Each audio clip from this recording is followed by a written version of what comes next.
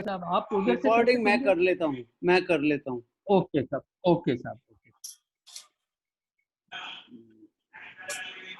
तो ये श्रेय आपका है?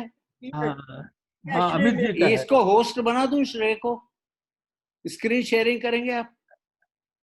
सर मैं कर दूं स्क्रीन शेयरिंग? जी, होस्ट डिसेबल्ड पार्टिसिपेटिंग। आपकी आवाज नहीं आ रही है।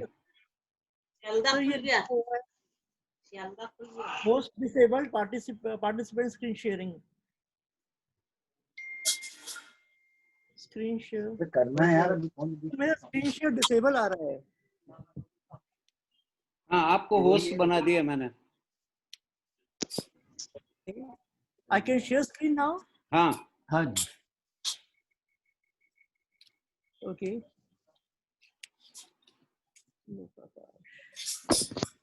Yeah, can you see my screen now? Yes. Yeah. Okay then, Jai Jinendra everyone. So today we'll be looking at the alternative way of looking at a Jain cosmology. And before we proceed with that, I'll like to just share a couple of things.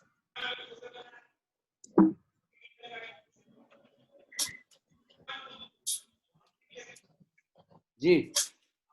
I'd like to start my presentation with the age-old parable from our Jain annals of elephant and how various blind men misunderstood it to be different objects depending upon their own understandings.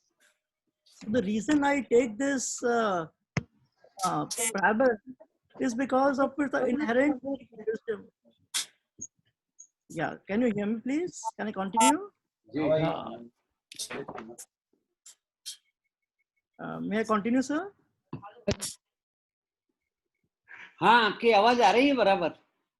Okay, थोड़ा sir. अगर So the reason, तेज कर दें, पास में रख लें speaker तो अच्छा होगा। sir, it's inbuilt in the laptop itself. अच्छा. So I'll just try to speak a little louder. हाँ.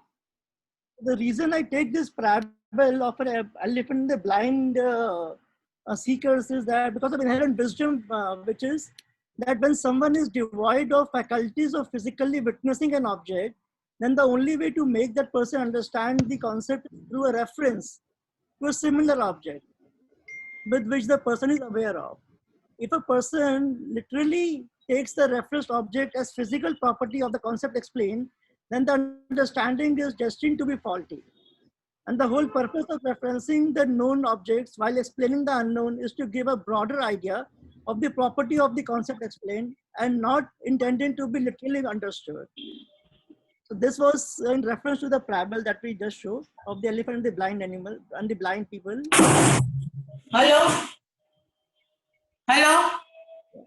Hello? Huh? Hello? आ रही है आवाज? Sir, आपकी आवाज तो आ रही है। You please continue. Okay, sir. Okay. And before we proceed, sir, we'll just take a small experiment. It's a small game. In this game, we'll be trying and recreate the situation 2,600 years ago when Gautama Swami inquired on the concept of Lokakasha. Jinnah, being enlightened, could see the things as they are, while Gautama had no means to see what Jinnah did. Because Jinnah is omnipresent, omniscient, and Gautama is not at that point of time, sir. To create the same situation clinically in the following slides, I'll be showing you some images that we are all well versed of, and will ask you to explain what you see to someone who has no access to see the images below. Is a complete mind, say like a child. He has no understanding of the concepts of space, time, or any understanding of modern cosmology, but he is still intrigued to know what the below image is. So shall we start the game? It's going to be fun, sir. My slide doesn't, yeah, okay. This is the first image. We all know it's a galaxy, sir. But say, for example, we need to explain this galaxy to someone who has never seen an image of a galaxy, who has no understanding of space and cosmos and stars and how they operate. So what are we going to tell him? We'll probably tell him that this particular structure, our galaxy, is like a disk, which it looks like, might say it's round like a full moon or a wheel of a chariot. It's flat, as it appears to be flat, two-dimensional. We can also say that it's like an island in the ocean of nothingness, because it do appear like an island in space. And we can say in its center there's a huge shiny ball, which is the black hole. The disk may have many suns, moons, and stars, because we know galaxy is made up of stars. It's a combination of stars. And we can also say that all these sun, moon, and stars revolve around a central ball. So what we are doing is we are explaining this galaxy to someone who has never seen the image of a galaxy and doesn't know anything about it, how it operates. But imagine what the other person might just understand. Other person might feel that probably it's a physical island somewhere in some ocean with two sun, moon, and stars roving around it and having a central axis. Because this guy doesn't know anything, he cannot see the things as is being explained by us to him. So hope I'm able to make my point clear. इतना धीमे कर देती है उसको। मैंने कुछ नहीं किया, छेड़ी ही नहीं मैंने। खुद ने आप वैसे ही तो चल रही है। म्यूट कर देते हैं, कैसे तो आवाज आ रही है। आप म्यूट मैं नहीं कर सकता क्योंकि वो होस्ट कर सकते हैं। हाँ अमित जी आप म्यूट कर दीजिए सबको, कुछ डिस्टरबेंस आ रहा है। I have no idea how to do that. I'll just request everyone to be like. Okay, 1 minute. I'll please hold on 1 minute. I'll reclaim host and do it. Yes, please. Okay, I'll reclaim host and admit everybody. Admit all more. Allow partner play. Allow partner. Okay, I guess. हाँ चलिए साहब. Okay, sir. I proceed now. Yes. So let's go to the second image, sir. We know it's the This image of a medium solar calls system. the rays in cosmic space is absent in transcosmic space. Page 61. Hello. I'm proceeding, sir. Please. So if on this image we need to explain the asteroid and the Kuiper belt to someone, what are we going to tell him? Someone who doesn't know anything about solar system, has no idea, he cannot see this image. So what we're going to probably do is that we'll tell him that there exist two walls in our sky, which the walls of asteroids that we can see clearly in our solar system. And we will say him that they surround us from all sides and acts as natural frontiers. We may explaining the things about the structure say that the second wall is 20 times wide and 20 to 200 times more massive than the first one. And then we may say that just as the wall divide our Earth in different regions, these walls divide our sky in three different distinct regions. It clearly does. But what is the other guy going to understand? Someone who doesn't have access to this image, who cannot see things firsthand by himself. He'll probably feel that there is in the sky, there are two physical walls which divide the sky into three distinct regions. So again, we can see what is being trying to explain to him, but the other guy who cannot see things actually understand them to be. The third experiment, the wall of fire, which is the end of our solar system. If we got to explain this wall of fire to someone, what it is, then we'll probably say that there is a big wall like a fort at the end of our sky. Our probes, which are the Voyager probes which NASA had sent, have reached this fort. The fort is preventing them from going further.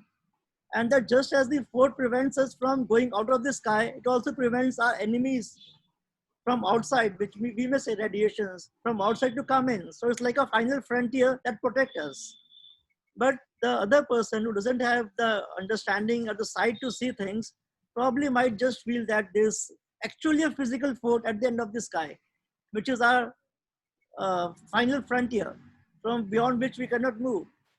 So again, a clear-cut distinction into what is being explained and what is being understood in the absence of the vision to see things as they are. So what does we try to conclude by this experiment? In the absence of ability to see celestial bodies firsthand, there is every possibility that the child will misinterpret what is being explained. It's because there is practically no way to visualize the celestial bodies without actually seeing them. Giant celestial bodies in cosmos appear different to what they actually are. Say, for example, a galaxy, a collection of stars separated by distance which runs in light years, actually appear to be connected mass when seen from outside. This happens because of reverse pixelation. The otherwise distinct stars act up as pixels from distance, creating a form which otherwise is non-existent. So what we are basically trying to explain by this experiment is that if we do not have the sight to see things, then we are going to misinterpret it. And so what is the correct methodology of reading suttas on cosmology? These suttas, let us remember that they were told by Bhagavan Mahavira to Gautama. If it is all about Jambudvipa, then if it is a celestial body, the Jambudvipa itself is a celestial body, then it needs to be explained to Gautama, who had no way to see things as they are, in something which he can understand and correlate with. So this is the strategy we are going to follow as we reinterpret our Jan annals. We are not changing any word, anything, but just taking the physical attributes to be metaphorical, to explain Gautama Swami what the things actually are, not actually physically meaning them to be thus. The terms we will be interpreting are islands, mountains, oceans, rivers, forts, caves, etc. And what I propose is that they should be read as literal, not as literal entities, but celestial superstructures which either appear like physical entities or act like one. So some probable explanations that we can reinterpret our annals are like the islands may mean super cosmic entity which when seen from outside may appear to be like an island. It's not a physical island. Just as galaxy is not a physical island but appears like an island, same way we need to understand this Jambudvipa when marked as an island should be looking like an island, but actually it's not. Same way oceans may be meant as vast stretches of nothingness where there's no matter present at all. Mountains may be understood as celestial bodies that are colossal as compared to the structure they are being referred against. Just say, for example, sun is a mountain in solar system because huge as compared to any other celestial body in solar system. The same way in Jambudvipa, when we mention about mountains, then it probably means celestial bodies that are huge as compared to rest of the things that formulate Jambudvipa. Same way, fort may mean natural frontiers of a cosmological unit being discussed, just like the Kuiper belt and the wall of fire we discussed in the previous example. Same way, caves might mean something like hypothetical wormholes which take matter and soul from one region of the universe to another. Rivers might mean vast stretches of dark matter within island which is unhindered by gravity of matter and thus acts like a highway for the transportation of matter and soul. And same way, sun, moon, stars may mean celestial bodies visible in reference to the cosmological entity being described. So now, based on this understanding of these physical attributes actually being cosmological units up there somewhere in space, let's try and reinterpret the suttas as explained by Lord Mahavira. The Jambudvipa. Now, what our annal says is the first among all the islands of the middle world, is situated in the middle of the three lokas, heavens, middle world, and hells. It's the smallest of all the islands of the middle world. It's a complete round like a full moon or a wheel or a chariot. It's flat, disc shaped. In its center, there exists Mount Meru, a central celestial body. There are two sets of sun, moon, and stars which revolve around Mount Meru. As one set appears, the other sets behind the surface of the Mount Meru. It has 6 mountain ranges which divide the region into 7 regions. These regions have conditions that vary from that of a living hell to that of a literal paradise, like something like Garden of Eden in the Bible. Our region, Bharat Kshetra of Jambudvipa, passes through oscillating cycles, which we call Kala Chakra, and touches both these points, literal hell and literal heaven, in this circular manner. The centralmost region of Mahavidya Kshetra remains consistently in the same condition. This is what our annals describe Jambudvipa as in general. Now let's see, if Jambudvipa is read as a celestial entity, then what do we get from here? If we take physical properties described of Jambudvipa with flat disc shape, round like full moon or wheel of a chariot, big colossal mountain in center with sun, moon and stars roving around it, and based on the above creation, create a celestial artistic impression, then the image of this entity would probably appear something like this image. Like a galaxy, but it's not a galaxy, remember. But if Jambudvipa is to be understood artistically as a celestial body, then probably this is what it will look like. So now let's evaluate. Let's evaluate the possibility of the celestial superstructure based on first scientific compatibility. It has to be scientifically compatible. Such a structure has to exist scientifically. And then agamic compatibility. We cannot change any word from our agams, but whatsoever we understand or interpret it should be in sync with the agams too. The methodology we'll be following in this evaluation is, for scientific compatibility, we'll check if such a structure exists anywhere in the universe. If not, then is this structure scientifically viable? Whereabouts of the same? Evidences for and against the existence of such a superstructure. And for agamic compatibility, we will evaluate this structure based on greater details marked in annals about Jambudvipa. So we start with scientific evaluation. Check 1. Does any such structure exist in the universe? The answer is no, because we have not spotted any such structure anywhere. So the answer to this particular first check is no. Now, if the answer is no, then is the structure scientifically viable? The answer to this question is yes. The reason is that the structure is round, which is the most common shape in the universe, has a center with a massive celestial center to keep it in shape.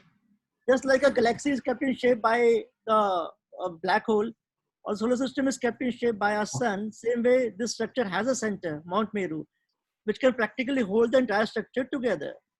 It is astronomically stable as it uses the same principles as galaxies. So scientifically, yes, the structure is possible to exist. Check 3, where is it? Now, where is Jambudvipa now? Where do we look out for it? The answer is, if Jambudvipa is read as a celestial superstructure, then Bharat Kshetra, which is our region, should be in its southernmost part, which makes the entire universe that we see around ourselves itself, including all the known and unknown galaxies, a part of the superstructure. So practically, by this understanding, the entire universe that we see around ourselves, with all the innumerable galaxies put together, all together, constitutes one Jambudvipa. This model then makes our entire universe revolving in nature. If such a structure has to exist, then the universe becomes a revolving, because Jambudvipa itself is revolving. Bound together with a central axis, which keeps all the galaxies roving around itself in the same fashion as the black holes bind its stars and the stars bind their planets and asteroids. Evidences for and against a superstructure. Now, what is the scientific evidence against such a celestial superstructure to exist? The first evidence is the Big Bang theory and the expanding singularity, as the scientists now call it. As per this Big Bang or expanding singularity, which is the most accepted theory as for now, it tends to conclude that the universe started from a singularity and is ever expanding since then. This theory is supported by some hardcore scientific research, which primarily tends to be redshifts, which prove that galaxies are moving away from each other, and thus tend to suggest that probably they were closer in past and leading to singularity. And then even distribution of cosmic microwave backgrounds, which is one of the biggest proofs of Big Bang, which says that the cosmic microwave backgrounds are evenly distributed. It is possible only when there's an explosion at one point of time and they evenly spread everywhere in the universe. So these two things are the biggest evidence of Big Bang theory, and Big Bang theory disproves Jambudvipa as a celestial structure that we see. Now, what are the evidences which goes in favor of this structure now? Sir, may I interrupt here? You just made Yes, a statement Yeah. that this Big Bang theory is not consistent with Jambudvipa. I couldn't follow that. Can you just elaborate a little bit? Because our annal says that the universe is eternal. It has ever existed. There was no start, no end to it. And if Jambudvipa is a part of this universe, then there cannot be a single point where it was created. And the Big Bang says the universe had a starting point.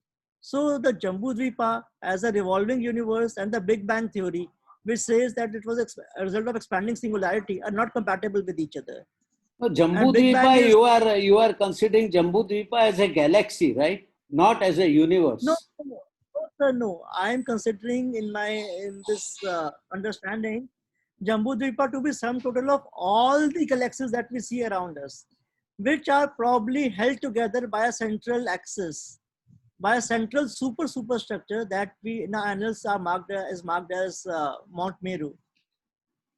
So, as per this No, no, but understanding, all the that picture, where from you? What does that represent? That galaxy you showed with Mount Meru.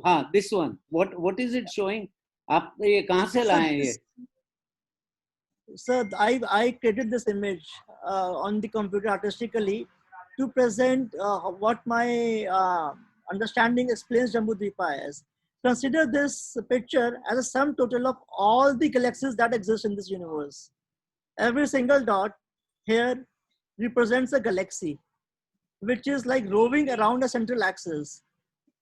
Just as all the stars in the universe rove around, in the Milky Way rove around the black hole, same way, imagine all the galaxies put together roving around central axis. This is Jambudvipa.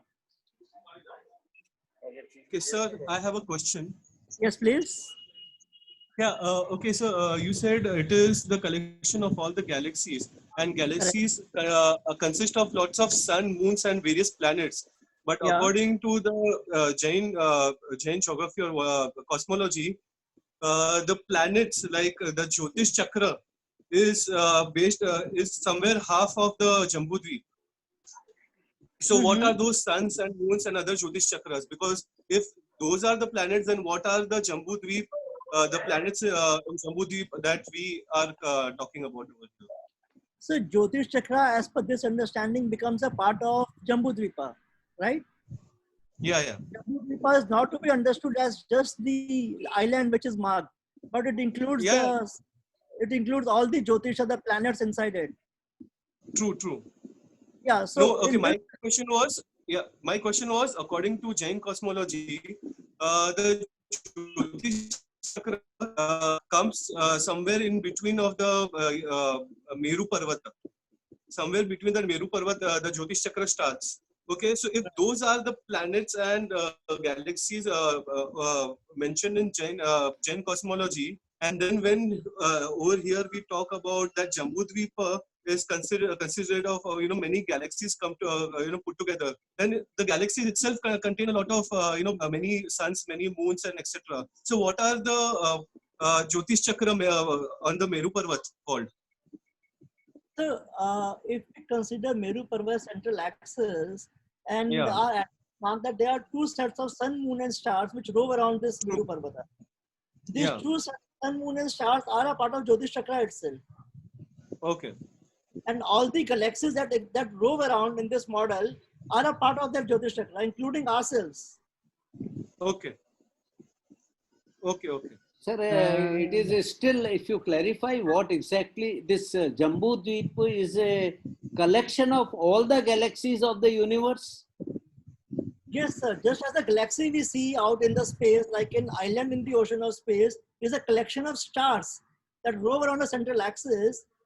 Just, on a similar scale, imagine all the galaxies that we see out, instead of expanding after Big Bang, but instead of expanding moving in a circular fashion around the central axis, then this is a structure that we get. Every single dot is a galaxy in itself. Just like in a galaxy, every single dot is a star in itself. Jambudvipa is not our Milky Way. No, Jambudvipa is not a Milky Way. A Milky Way could be understood just as a part of our Bharat Kshetra. That's it. A tiny part of a Bharat Kshetra at maximum. But Okay, sir. Then if we said that Bharat Chakravarti or any Chakravarti was the king of all the Khandas, then Yes. is it to be understood that they traveled out of the planets to other planets? This is actually a big question mark, because we Yeah. do not, if this universe is eternal, then there's every possibility that the science and technology that we see today would have existed in past too sometime, and probably space travel would have been possible that way. Who knows? Ayodhya would have just been a part somewhere in the Bharat Kshetra, and not just here on Earth itself. Okay. We can these are details of the Jambudvipa, and we'll come to it as we conclude this presentation. Okay. Because once we proceed, then you'll be even in a better position to understand what exactly I mean by this entire universe as a Jambudvipa. Okay. Yeah. They're fair enough. Yeah. Yeah. So Let entire me just- universe is Jambudvipa, according to you. The universe that we see around ourselves, sir. The universe with all its galaxies that we see around ourselves, roving around a central axis in a circular fashion. No, according to my understanding, all galaxies are moving towards the super cluster as a whole. Correct. So there And is they are being no split common axis is there, which is physical axis, I mean. all galaxies are moving towards one superstructure that you just marked, which is referred to as shapely attractor. And then on the other side, if we will come to that point as we proceed with the presentation. On the other side, all the galaxies seems to be pushing out from a point in the universe, which is marked as dipole repeller. So actually, these two put together to suggest that there is a pattern in the movement of galaxies. They're not just expanding endlessly, but rather moving in a fashion which we are, because it's so huge, we can't understand it as at this point of time. But probably there is a order in the movement of galaxies, just like there's an order in the movement of stars around in a galaxy. We'll come to that, sir, as we proceed. Amit ji, Okay, sorry let I us- interrupt you. Please proceed. Yes. I just interrupt. This Jambudvipa is not moving, it is stationary. Are you taking that way, or you are taking Jambudvipa as moving around Meru So Parvat? our annals mark Jambudvipa has a central axis called Mount Meru, which is not moving, but on the Mount Meru, there are two sets of sun, moon, and stars which rove around. As one set appears, the other sets behind its surface. Correct?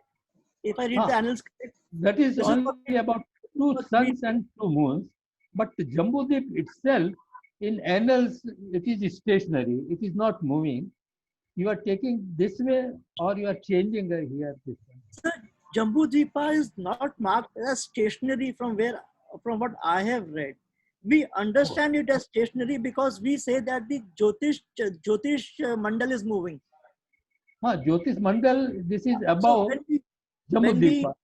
yeah, Jyotish Mandal is not above Jambudvipa. Jyotish Mandal is a part of Jambudvipa. नहीं जम्बूद्वीपा का part नहीं. Jambudvipa is normally taken as the top surface of Ratnaprabha Earth, Chitra rather. And Right. above this one, about 790 yojan, then the Jyotish Chakra comes. But And down as well. Jambudvip- But And down as Chitra, well. and Chitra is taken as stationary, and it is connected with the downwards with the Narak. Sir. I So from suggest where you are- please proceed. We'll ask the question because they become Okay. very long. Towards Once we the are end. done with Yeah, Okay, but of okay. course there are small clarifications we can ask in between. Yeah, but yeah, let, sir. let us Sure. wait. Yes. Okay, I'll proceed back. So what we have, yeah, I was for the evidences for the structure of superstructure. Now we discuss the redshifts that which explain that galaxies moving away from each other tend to suggest that this universe is expanding. But then they are not able to explain blue shifts, which means that there are galaxies which are coming together closer to each other also, like our very own Milky Way and the Andromeda galaxy. So that is not explained by the expanding theory of the expanding universe theory. But if we consider this entire universe with all the galaxies as roving around itself and every galaxy moving on its own orbit, then this explains why they're moving away from each other, because everybody is just roving around their own orbit, not actually going away from each other or not coming closer to each other, but they're all roving, and based on the trajectory would either be experiencing red shifts or blue shifts. The second proof which they have is like CMBs, which they say that they are evenly spread all over the universe because there would have been a starting point where they came out all together. But if this universe is a roving universe, then also it explains why CMB is even all over. Because if it's a roving universe, then everything has mixed many times because it's like a churner. The universe is a churner which is churning the microwave backgrounds all around. Thus, we find them even everywhere. So the redshifts in CMB, which is like a proof of expanding universe, is also a proof of the roving universe. And it also explains why they are blue shifts. So roving universe model actually is scientific in itself. And then we have this flat universe theory. We know the universe is flat, or we have stars everywhere. And what scientists have done is that they have drawn a triangle amid different galaxies up in space. And the sum total of the angles comes out to be 180 degrees, which proves that all the galaxies exist on the same plane. Universe is not it doesn't have a curvature. So it's a flat universe, and that's what our annals also suggest, that the Jambudvipa is flat. So if we consider universe as a Jambudvipa, then it proves that Jambudvipa is flat, and universe is flat too. So this is what we just discussed, Georaji, that the biggest evidence that this universe is not expanding endlessly is the existence of Shapley attractor and the dipole repeller. This is the image of the same. It clearly suggests that there's a point in a universe where all the galaxies seems to be shooting out as if there's something repelling the universe, the galaxies outside. And then on the other side of our universe, there's a Shapley attractor that seems to be like pulling all the galaxies inwards. So what this two things together suggest is that there is an order of movement of galaxies. And that order, if there is any order at all, then it has to be, is somebody saying something, sir? Is there any query? Sorry. No. Okay. Sorry, And please if continue. if there's an order in the movement of galaxies, if they're not expanding endlessly from the Big Bang, then this order has to be circular. Because everything in this universe moves in circular direction. Be it our moon around our Earth, or be it the Earth around our sun, or be it our own star, own sun around its black hole. Everything in this universe is circular. So it has to be circular too. So this makes a revolving universe model. Then we have Agmic compatibility. वो Now आप we need वो to जो रेपेलर और attractor के बारे में कुछ explain करेंगे थोड़ा before yes, you sir, go sure. to this. I'll go back. Yeah, this is the image, right? हाँ This is the image which suggests that the universe is galaxies are moving in apart, and that if the universe says that if the universe is a result of Big Bang and the galaxies are constantly moving away from each other, then these two things do not hold true. And what scientists do say that there's an anomaly. They say this. I beg your pardon? ये कितनी देर तक रखा रहेगा? I beg your pardon, sir.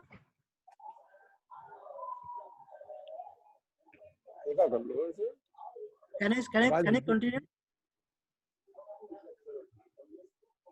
No, you please proceed. I think the question is not clear. Yeah.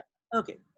So here we are now doing the Agmic compatibility of this model, of this seeing the entire universe as Jambudvipa.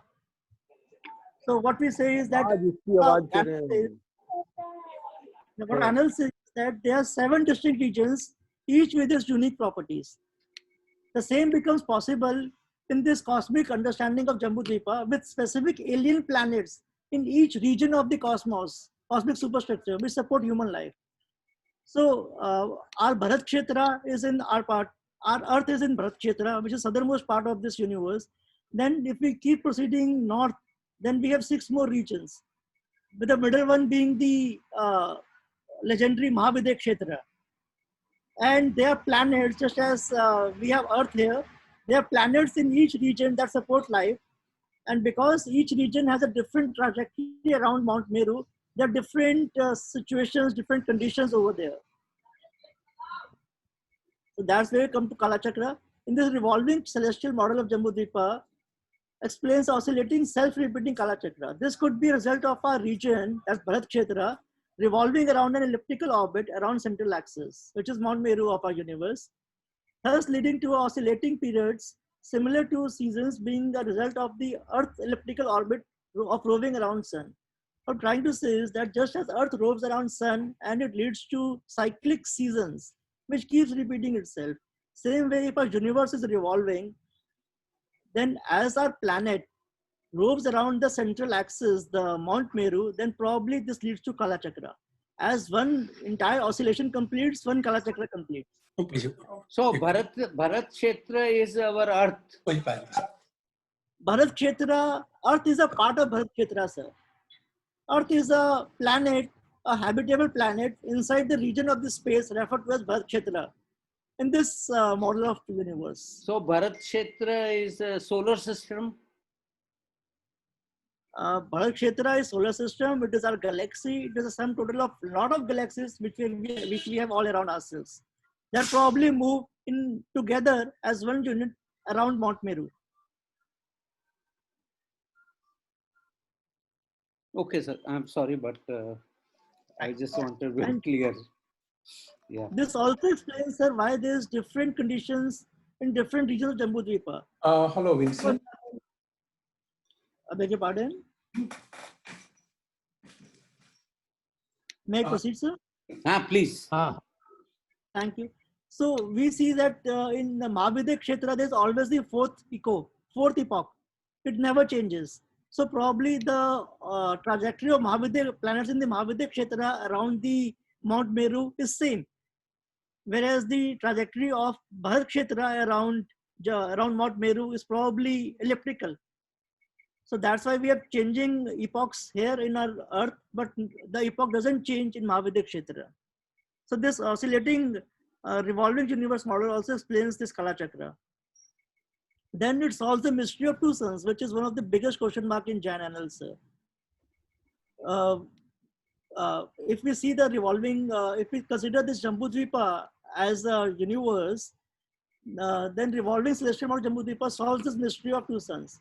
Shri Surya Prajapati Sutra marks two suns in two opposite directions of Jambudvipa. The first is in our part, Bharat Kshetra, and the second is in Aravat Kshetra. When Jambudvipa is understood as celestial terms, the sun as a life-giving star of a habitable planet, then two suns, one each in our region and in Aravat Kshetra of the universe makes complete sense. So this model also solves this riddle of two suns and two moons. Then it is not clear to me how it solves this problem. Can you just kindly, in more simple words?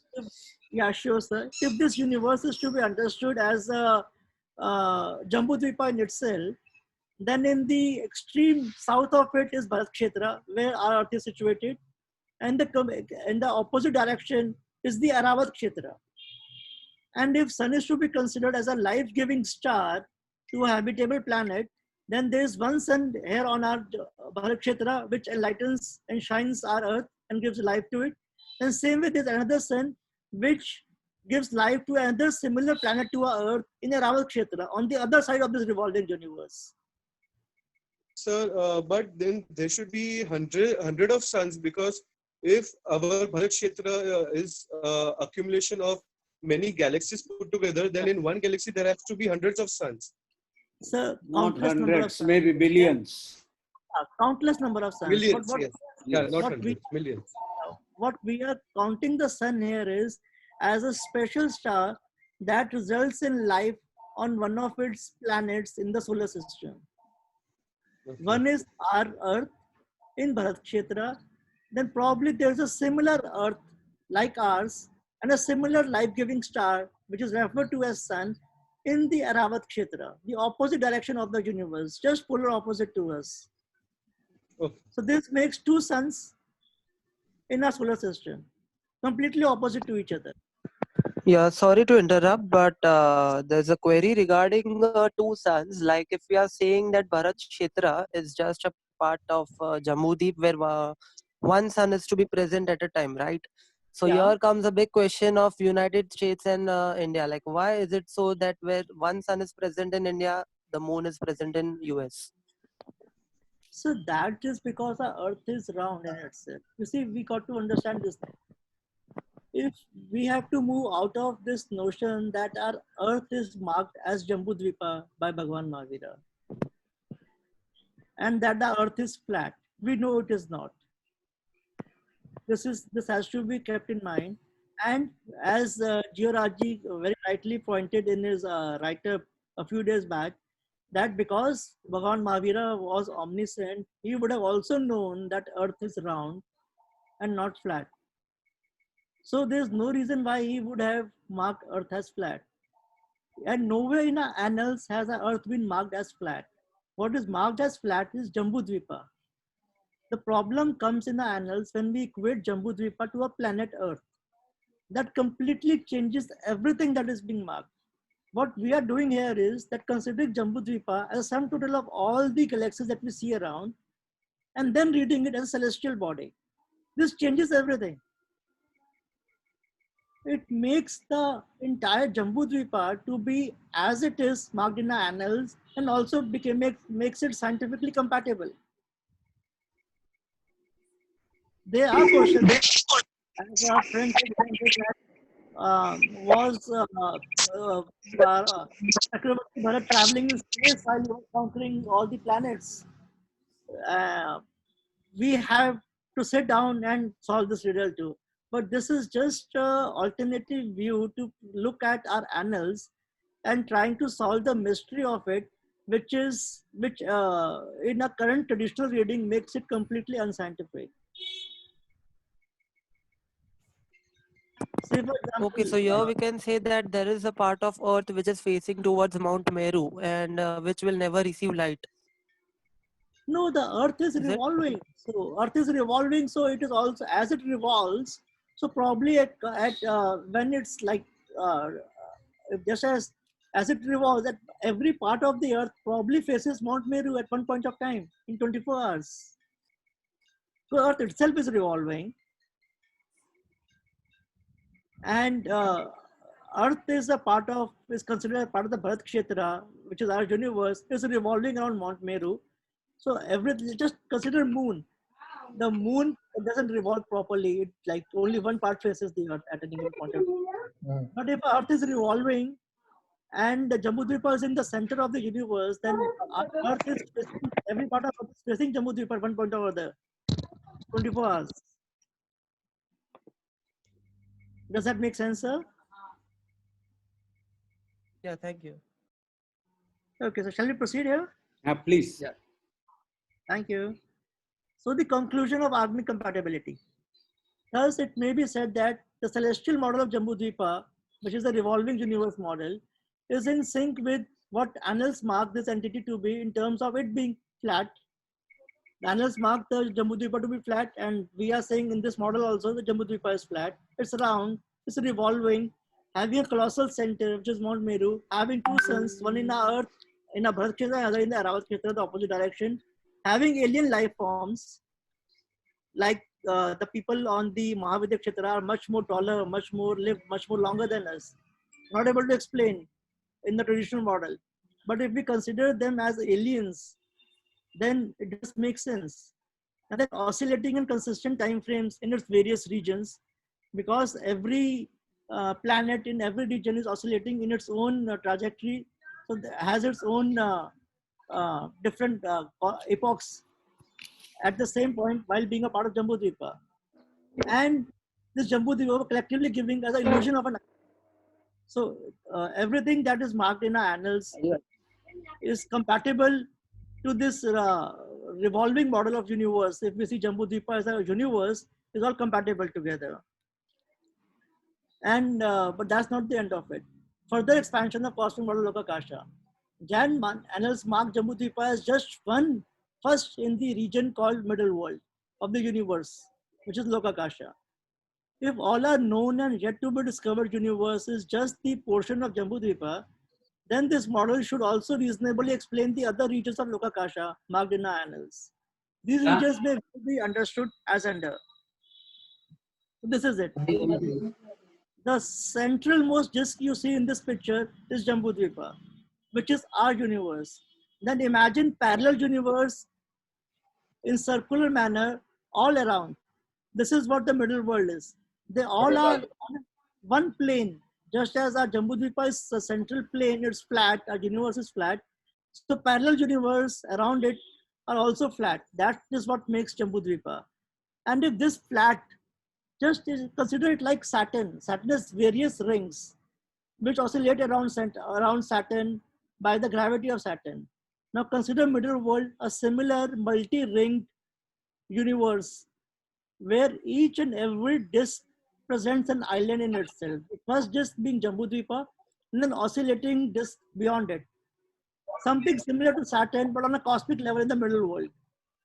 This is the middle world, a multi-ringed structure with a center, and all on a same horizontal plane.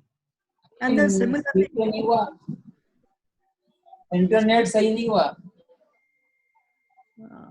क्यों नहीं हुआ looks click like करने आया somebody- था ना वो I'll proceed, sir. So this is what the middle world is, and imagine similar horizontal planes above it under various layers. This is what makes heavens, and similar planes, similar universes below our Jambudvipa, below our middle world. These are hells. Now look, this is very important. Our annals, when we draw our Lokakasha, we draw it in 3 dimensions. We give this presentation of a man standing akimbo, and then we just stretch it backwards to say that this is structure of the universe. Whereas our universe, our annals clearly says that this universe is circular disc shaped. If our Bharat Kshetra, if our Jambudvipa is circular disc shaped like a sun, like a chariot, then अभी तो कोई शादी ब्याह तो है नहीं then this entire structure is circular, not like a box, as we normally present our Lokakasha to be. So imagine this universes, circular universes, flat disc-shaped universes, one above the another, as parallel universes बारह बोल above दिया and था ना down, making heavens and hells. So this is how I present. We should visualize things to be. This also makes it scientifically possible because everything is circular, and then we can have parallel universes above and down, which is heavens and hells. इधर उधर कोटा कर देना I conclude my presentation, sir, with due apologies for any mistakes that Sir, I one might have. question. Yes, please. Sir, one question. Yeah. Sir, then if Jambudvipa is a collection of all the galaxies together, then how would we explain the Lavan Samudra or Kalodati Samudra? What are the Samudras? Just look, if you see the picture above, the central disk is our Jambudvipa.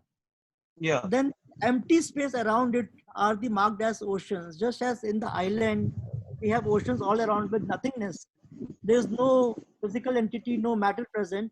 These are probably celestial oceans being marked by Bhagwan Mahavira to explain things to Jambud to. But sir, in Jambudvip Pragnapti Sutra, it is clearly mentioned that asankhya life forms are present in the Lavan Samudra, Kalodati Samudra. There are different types of creatures.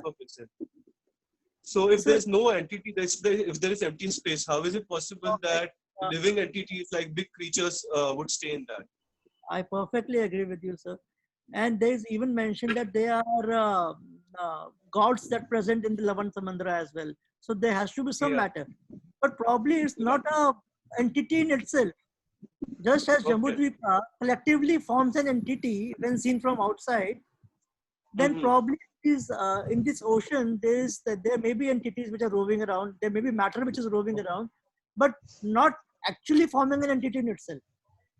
Okay. So it's more like small islands in the ocean. When we talk about the geography of the world in general, we say island as a one big mass, not as petty islands spread around in the ocean. Okay. This probably explains why it is also. Okay. Sir, I have a question. Yeah, please. Sir, just like you said that it is probably a celestial ocean. In this way, we can, but we also have learned from the Jambudvipa Pragnapti Sutra that we have few rivers which are flowing from Jambudvipa into the Lavan Samudra. Right. So how can we define them? Because they are also like flowing from Bharat Kshetra, like Ganga and Sindhu river, and few different rivers are also flowing from other Kshetras. So how do we consider them? And it is also like Shita, Shitoda, and other rivers. So how do we like explain them? So, as I explained in the starting of this annal, the river should be understood as, or if you see the structure of the universe, then I will say that it's a combination of 5 eternal substances which make our universe, which is matter, and then the 2 important subjects are the Dharmastikaya Dravya and Adharmastikaya Dravya. Now, Yes. Dharmastikaya Dravya is something which holds the the Adharmastikaya Dravya is something which holds the things together and keeps it in one place, which should be understood as gravity. And Dharmastikaya Dravya is something which permits things to move. So there is no Yes. river should be understood as stretches in our universe where matter is non-existent and thus gravity is non-existent, and thus matter and soul can move in those things. Just like anything can move in the river here and can be used as a mode of transportation. Same way, probably this system is like of areas within the island where matter does not exist, but only Dharmastika Dravya exists. So it's a complete flow where there's no gravity to hold you back from anything.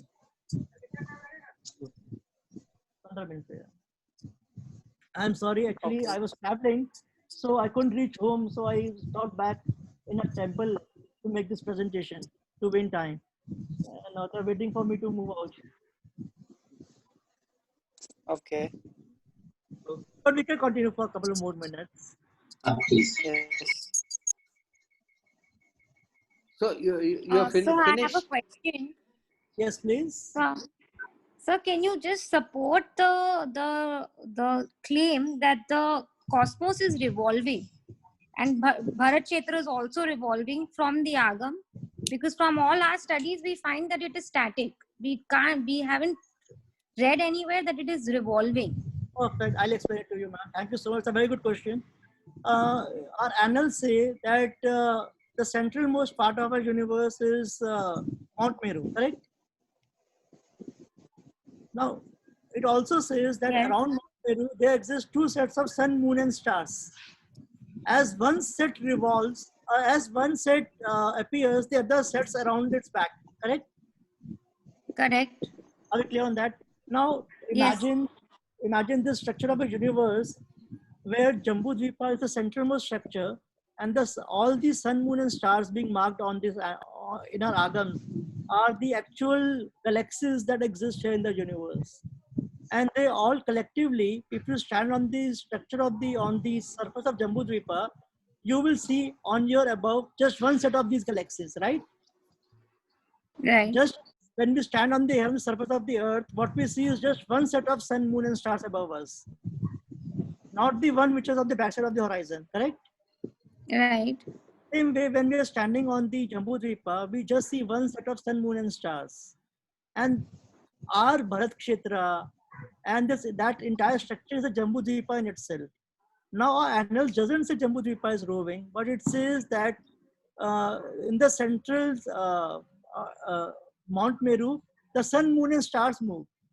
Now just merge the 2 things together. Just merge the sun, moon, and stars as a part of Jambu Dvipa. Then we find that Jambu Dvipa is roving around this Mount Meru too. But sir, then how do we understand the changing Kal Chakra only in the Bharat Kshetra? Because then the premise is that the sun and the moon is moving and everything else is static. But from what I gathered from the presentation is that we've considered the entire cosmos to be revolving, the entire Jambu Dvipa to be revolving. Perfect. Consider Jambu Dvipa as a collection of all the sun, moon, and stars. Sun, moon, and stars is hypothetically referred to as all the cosmic entities in this universe which exist. Now, our Earth, our Milky Way is one of such sun, moon, and stars in this cosmic entity called Jambu Dvipa. Now, when that is moving around Jambu Dvipa, so we are also moving around Jambu Dvipa. And as we move from one point to another, we see change in our epochs because the conditions change. Just similar to as Earth moves around Sun, the conditions change, seasons change. Same way, this cosmic seasons change as we move around the Mount Meru. So I'm still not very clear. I know you're running short of time. Maybe we can take up this query some other time. Because, sir, you're saying that the Bharat Kshetra is a combination of all different cosmic galaxies, right? That exists around us. Including the Milky Way. That exists around us, including the Milky Way. Including the Milky Way. Correct. And so then we are assuming that this Bharat Kshetra is revolving. Yes. Are we assuming that? Yes, exactly. That's what we are assuming. Because everything in No, this but universe. then is there an agamic reference to support this assumption, sir? Yes, that's what I marked. That annals mark that all the sun, moon, and stars which are surround Mount Meru revolve, and as one set comes up, the other sets around behind its surface. Okay. So let me just take you back to the presentation screen. Just give me a second. Let me share screen. Okay. The screen share is not getting on. Are you able to share? No, I'm not able to share. It has been disabled. Let me see what happened. But anyway, before that, I have two requests to you, Amit sir. One is that you give a table saying that Bharat Kshetra is this, Jambu Dweep is this, Aryavart is this, rivers are this, Samudras are this, so that we have some visual, physical understanding of what you are saying, because it is very new concept, very difficult to comprehend. So I think any lecture of this type in which there are a lot of controversies and what I would say a lot of speculations, I think if you give that, then it will give us some anchor point where we can try to understand. So that is one request, that you make a table of various terms and what you mean by them, and what normally, river is a river, but you say river is not a river. So I think all those terminologies may be given. And secondly, thank you for this very, original interpretation of it. We had about 5 or 6 presentations, and every author thinks that he's right, and that you are blind man and the elephant. I think all are maybe partially right, but all are wrong. So I am sorry, but we need a debate on this. So you have any, because you are short of time, you have any article written on it, a short one? Yes, sir. There's an article on it published in academia.edu. The article name is Re-Evaluation of Space and Time Concepts in Jain Annals. If you Google it, you'll find it. It's so, published in here now for you. Where do we find it? What is it? Just Google Re-Evaluation of Space and Time. Of Space and Time Concepts. But many other things will come in Google if I write space and time. In any case, we want to, after we have this very long debate of several experts, starting with Dr. Jeevraj Jain, Dr. Narayan Lal Kachara, then Mahendra Jain. I also have my own model, so everybody has his own model, and I think it is very difficult to understand, and we'll have probably 1 or 2 more. And I went through this book which Dr. Mahendra Jain gave, this Lokanupreksha. My God, this is such a voluminous thing that it is very difficult to understand. I suggest, what I'm trying to suggest here, that we are having a proceedings of the Jain Academy of Scholars, and if you write 2-3 pages, now you don't have to fit. You see, the problem with each of us is that we try to fit everything, and some forcefully, and I think that is so. Only which agrees, we say this agree, and the rest doesn't agree. That is quite acceptable. Then we might one issue of this proceedings we may bring out as a Lokakash special issue, because in my talk, which I have more or less written now, because Dr. Jivraj Jain suggested that I write down. I fit the chemistry. I mean, we should all avoid forced agreement. This is my point. Most of hello. us don't. So now This is Pankaj. Yes. Sorry, yes, Can sir. Yeah. Can I? Yeah, Do I have yeah, Dr. Pankaj Shah, please. This is Pankaj Shah. Last several months, I will not give it too long, just couple of minutes. I extracted everything, all the materials from Jambudip Pragnapti and Surya Pragnapti. And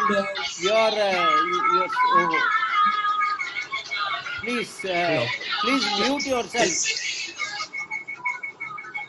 No, anyway, somebody is right. I extracted. No, I'll just unmute you. 1 minute. Yes, sir. Okay. Sorry, there was. Can you all hear me now? Yes. Yes. I last 5-6 months, I focused on extracting all the data with regard to nakshatras from Jambudip Pragnapti and Surya Pragnapti and also other scriptures. And I took those data and used this modern software, planetarium software, and I simulated all the events of the Lord Mahavira. Then I also was able to go back to the Parshvanath based on of course, with regard to the Parshvanath, we have very limited data, but based on the nakshatras, I have come up with the Gregorian dates for all the events of what we call the 5 auspicious events in Mahavira's life and Tirthankara's life. Now I have just completed a small book on the nakshatras in Jain scriptures. And by the way, I looked at the solstices given in the Surya Pragnapti equinoxes data, and of course, this was a massive amount of iterations using the planetarium software like SkyMap Pro and Stellariums, and I had another software. And I was so pleasantly surprised to see that the solstices data, equinoxes data, and all the nakshatras data given in with regard to Mahavira's, of course, the Suryadip Pragnati and Chandradip Pragnati, they don't give the auspicious events but the later scriptures, they do give the nakshatras, Suryas and moon, the date with regard to and I was able to simulate. So what my point is, maybe we should try to focus on what we can actually prove scientifically. And this was my first step to see if I can take this data and prove it scientifically. And fortunately, I was able to prove everything in the Surya, in these 2 scripture scientifically with regard to the data given on the nakshatras only. I will publish this book in the next 2-3 months. It is being reviewed being peer reviewed by other scholars at this time. Sir, may I request you to also give one talk to us, because we would like to have the benefit of your research and understand what you are saying. Is it? My talk will, sure. Yes, Mehta sir, please. Naveen Mehta is. My name is Dr. Naveen Mehta, and I've talked with Amit ji before and with Jivraj. I think the presentation of the vast universe has been missed all along by the Jains, and now it is being brought forward to us. The thing that is missing now, and you all should really concentrate, is the time frame. How big time frames of the past eras compare with today's prime. Why Rishabdev was so many thousands of years, and why Mahavir Swami was only 82 years. If one can correlate these movements with the age and also time frames within the eras, then you will have proved something more. I wrote to Amitji about it, and I think one could concentrate on that, especially mathematicians like Pankaj Kumar. Thank you. Thank you for your suggestion. I think this time and space units are one problem. But just one more point I would like to make is that if you have any model to explain some observation, then it always makes a prediction.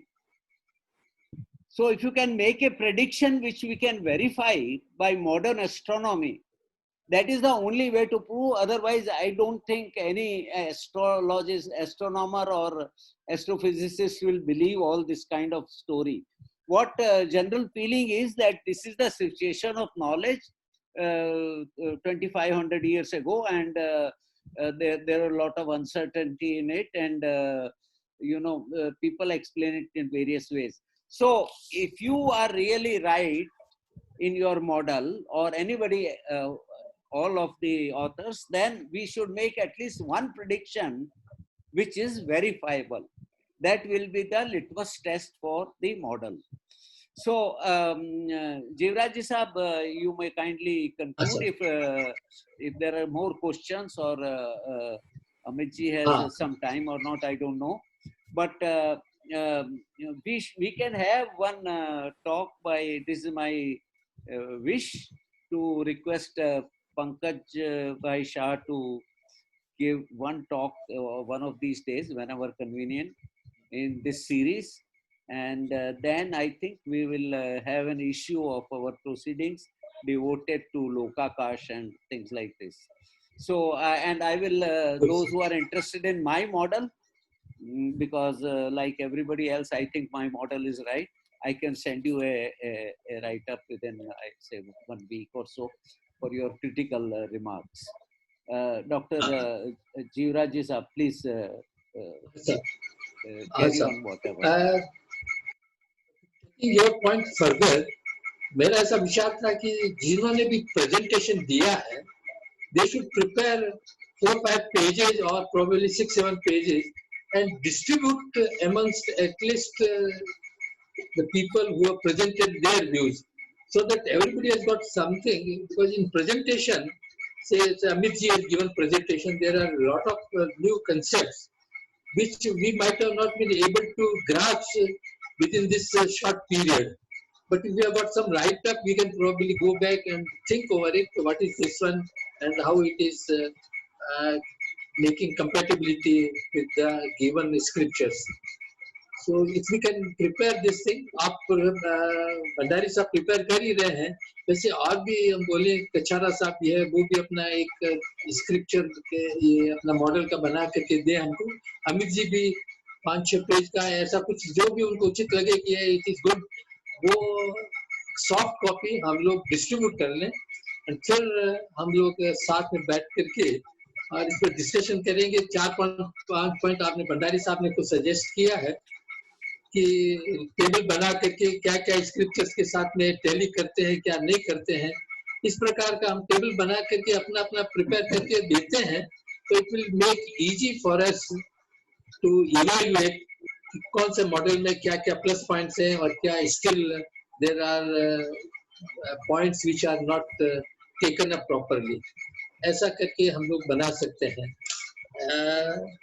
Amit ji, एक question था, 2 minute लेता हूँ। आपने एक जो circular Galaxy बताई, उसके ऊपर में एक वर्टिकल माउंट जैसा बताया था। ये माउंट वाला ऐसा स्ट्रक्चर अपने किसी रियली ऐसा है या आपने उस पर सुपर इम्पोज किया है? Amit ji, unmute yourself. 1 minute. हाँ Amit ji,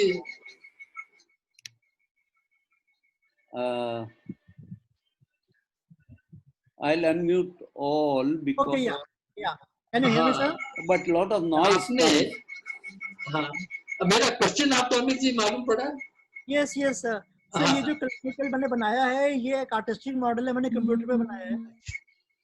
just to based on what our analyst से कि बीच में सुमेरु पर्वत है, आसपास जो है चांद तारे घूमते हैं उसके, और तो माउंट मेरू आपने बताया है।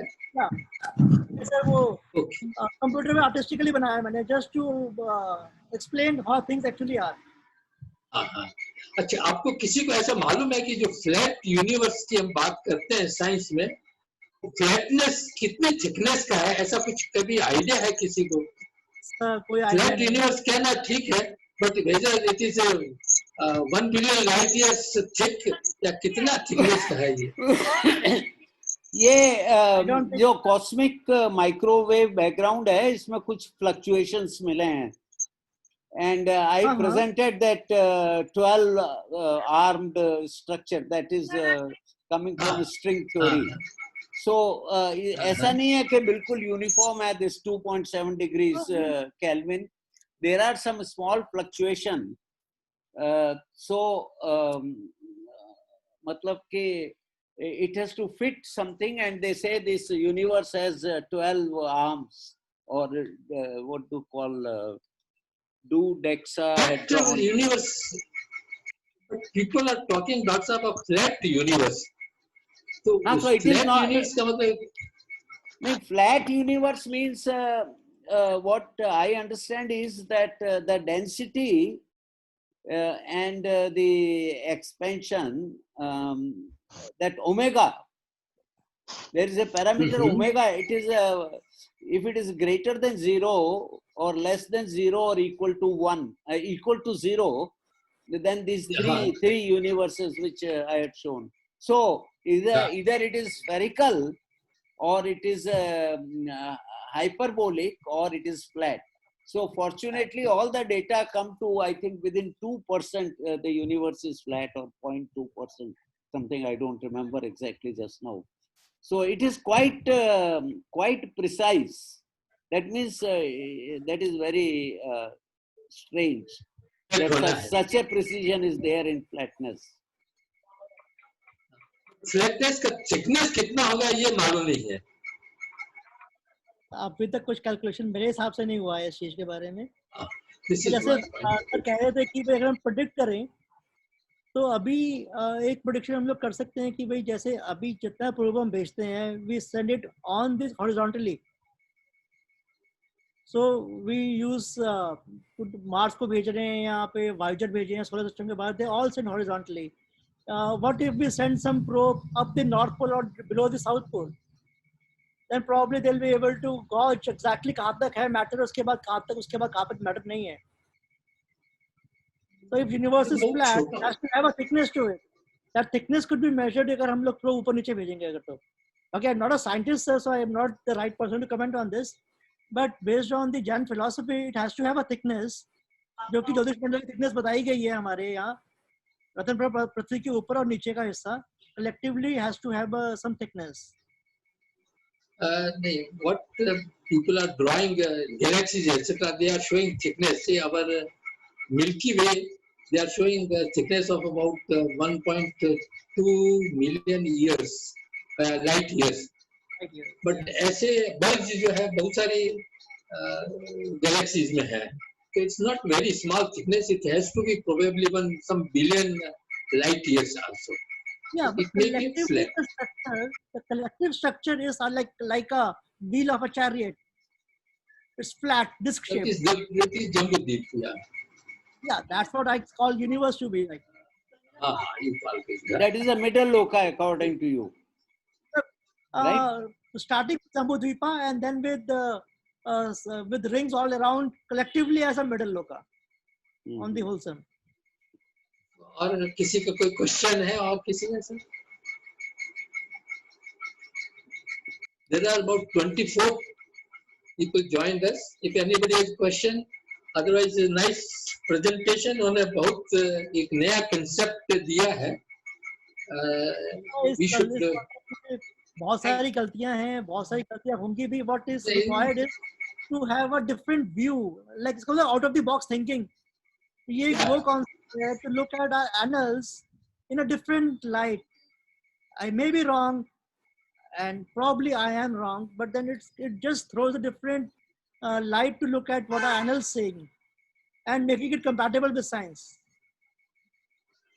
Right, sir. So let us exchange our short summaries. I think that will be a good idea to come to some consensus. कचरा सब आज शायद नहीं है, उनको भी हम मैसेज दे देंगे कि he should also prepare some write up concise and share with us. और महेंद्र कुमार जी को उन्होंने तो बड़ी किताब दी है, बट छोटा उनका एक प्रेजेंटेशन है, वो भी दे देंगे. Then probably we'll come back after understanding what different people are saying. We might have not understood properly the other's viewpoint. आज अमित जी ने जो दिया है, it will take some time to really grasp that what exactly is this one. Similarly, others दूसरों का भी इतना time लगेगा. But nonetheless, it was very interesting. Amit ji आपने बहुत अच्छा प्रयास किया है, बहुत ही बढ़िया सुंदर. Thank you sir. बहुत बहुत आभार आपका, आपने बहुत अच्छा बताया clearly, but it is I think our deficiency, we are not able to in a short time understand it. So we'll probably get into conversation or exchange of notes. And thank you very much for your time and ideas. Thank you for letting me speak. Thank you, sir. Right. So thank you. Bye. Thank you. Thank you. सबको बहुत बहुत धन्यवाद sir. धन्यवाद sir सभी को.